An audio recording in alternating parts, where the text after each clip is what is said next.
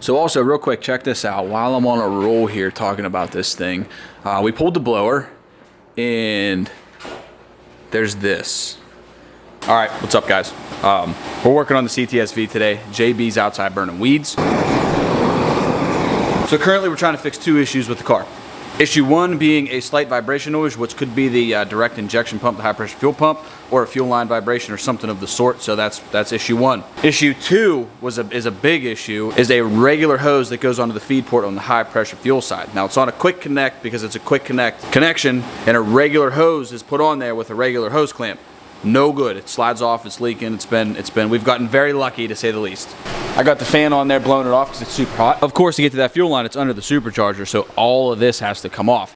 All right, guys, we got the some of the stuff out of the way. The belt's off. Some of the coolant lines are off, and we pulled the lid of the supercharger. Now, some interesting things are going on under here that I wasn't expecting. Number one, a freaking pile of JB Weld right in the center. So what the heck's up with that? And also, number two, look at all that oil. I mean, there is liquid oil just chilling in here. The rotors are dry, the screws are dry. I mean, the lid's soaked. Okay, so finger paint. Bricks are out. I don't see anything out of the ordinary except for the washers in there looked a little sandwiched out. That's the only thing I can see as of right now, other than just the buildup of all that oil. Look at it in the back. I mean, it's just building up on the back side. You can see where the port injection comes in, where it starts cleaning off the inside of the cylinder port, or the intake port. So port injection's doing its job, I guess. That's a lot of oil. I don't know. We're on to pulling the whole supercharger out now, and we can see what's going on with that bottom crankcase vent to see if that's what's putting all that oil in there. It's pretty heavy. It's pretty heavy.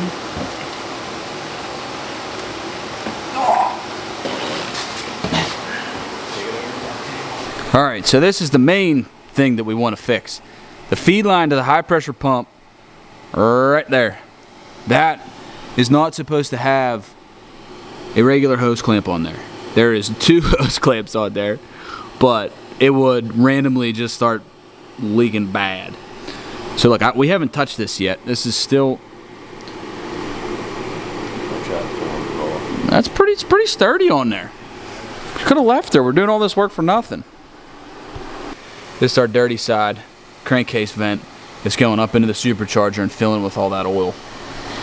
So basically what I'm getting at today is I want to show you guys the setup, because I've been looking for some information on something like this and there isn't much out there. So this is the car, the little background. It's got a 416 LME short block, Frankenstein heads, 2 high PSI, port plates. It's running a 4 triple fuel pump system with their regulator and return and everything. And I wanted to show the way the fuel system is set up currently. Now, I've been working with the car, I've been driving the car, it's ran, multiple times, it's been dynoed, it's been tuned, so it's been operating with this exact, with how it is here. It's even been operating with that hose clamp that was onto the quick connect on the high pressure side. So main feed comes out of the tank, and it's the dash 10 back here. It comes up through, loops around the backside underneath of the coolant reservoir, and it hits a T.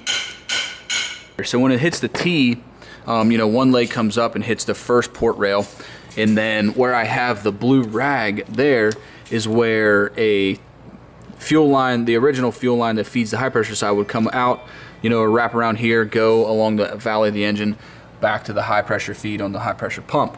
The other side of the T comes up, hits the first port rail, runs through this port rail, goes out of the back, just does a little dip, straight line, and it comes up. It's just under all the wires. It comes up and feeds the passenger side port rail. Comes through that port rail, out of the front passenger side port rail, loops around, hits the regulator, and then comes out the bottom of the regulator, around, back around here. It's the second one under, and then goes return to the tank. It is running a Crawford controller, so it's a 2 high port plates, and then it's a Crawford Holley controller to control the port setup. All right, so there you guys go. There's the setup currently right now on my car. If you guys have any questions on really anything, just shoot a message below, comment below or whatever. We can kind of, you know, answer whatever you can, because like I said, I've been trying to find out information on, you know, whatever this, all this stuff that's going on here, and there's not much out there. All right, so now we got to build an AN line to go from the high pressure side along here, basically just mimic that hose over to this T here. There's a T there. This T, come off, it'll go under to the high pressure side. Check out the port plates. Too high PSI. So I also talked to the guys over at Too High PSI. I had a couple questions on the port plate setup. I wanted to get some new hardware actually, because the old hardware that we that was used to install it previously, I kind of wanted to update. And in fact, they did have updated hardware. So I got to talking with those guys over there, and they're seriously cool. He said that he had an updated set that he wanted me to try, so he sent me new port plates. These are the R plates for the LT4. I'm not sure which exact model is on the car currently. The Vindicators maybe, which these are also the Vindicators. But he said, hey man, I got a set. I'm gonna send them to you, try them out, let them roll. And here we are. Looks like I'm opening a new computer here. Oh, look at those. Wow.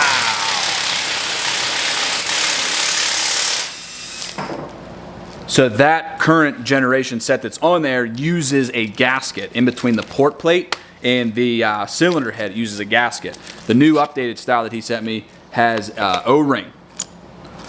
So that's actually how the blower attaches to these port plates. O-ring. There's O-rings in the blower, and then now there's O-rings going to the cylinder head too.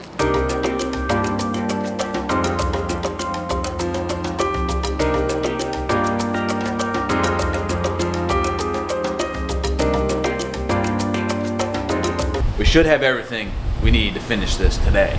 Check this out, guys. So this is the Mighty Mouse dirty side crankcase vent for these cars, the LT4s. What I wanted to do was I ordered the wrong one. I ordered the one that's vented. Comes with a, you know, a fitting with a barb end on it for a hose. So you can run this line to your catch can or whatever you're gonna do. But I already have two -10s coming off of each valve cover. So we're gonna plug this, it's plugged already. And we're only gonna run the two -10s off the valve covers to the catch can. So we're gonna see if that works. But they do sell this in a just blocked off plug. So this goes right here. This is a K-Tech Valley cover, but it still has factory style dirty side crankcase breather hole. So this goes up into the blower, and you know, this whole engine was built and this whole car was put together, but that was left open. That was left blowing dirty oil-soaked air, like that nasty blow-by crankcase pressure oilized stuff, into the blower. So that was going back into the engine. We just got the injectors swapped over to the new port plates. Very, very tight. We found out we had the wrong size O-rings. We had like a 15mm O-ring. They're over here. We had a 15mm O-ring on the bottom side of the injectors that went into the port plate. There was no way these were fitting. So I called up Mike over at Too High PSI. He goes, yeah, you have. He goes, yeah, you got to go get a 14mm, you know, a standard size injector O-ring. If you guys are doing that, make sure you got the right size O-ring, because you just will be fighting it forever and you will never get anywhere. So swapped the injectors, swapped the O-rings yesterday, got the injectors in, so the port plates are ready. We're just finishing up with the plug on the Valley cover. Then we have to just basically just put everything back together. I made our new feed line to the high pressure pump out of PTFE, like braided stuff. It's coming off T-block over on this side. T-block running up under the blower, and it will run to a 3/8 quick connect adapter that'll hook onto the high pressure pump, and you know, it'll be a -6 on the other end, so you can just -6 right to the high pressure pump.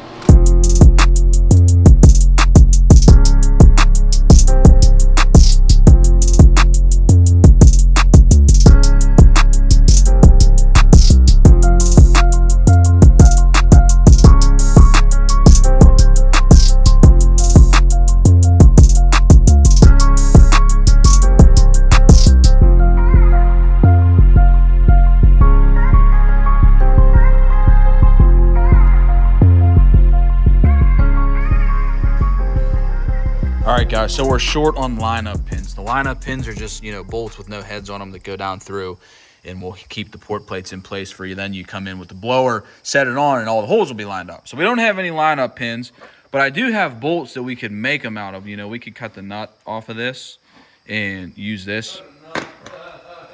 Here's our finished product before the blower's going on. So you can see the fuel, the new fuel line coming off of the T. T is right in there. So we got our PTFV line coming out and around, going to the high pressure pump. Now there is a tiny bit of clearance in there where I just put this, you know, wrap on there just in case it would ever to touch that hard line. But I think we're gonna be okay with that. We got everything kind of, you know, back together. There's a lot of wires, a lot of stuff running around here. So, holy smokes, bud. Huh? I dropped this. How much is it? All right, ready? Yeah, right. I'm gonna have to sit her down and pull these plugs out.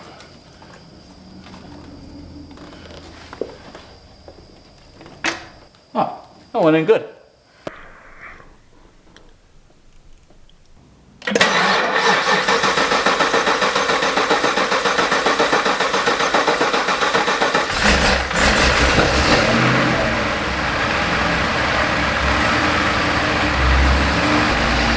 Finally got her pumping.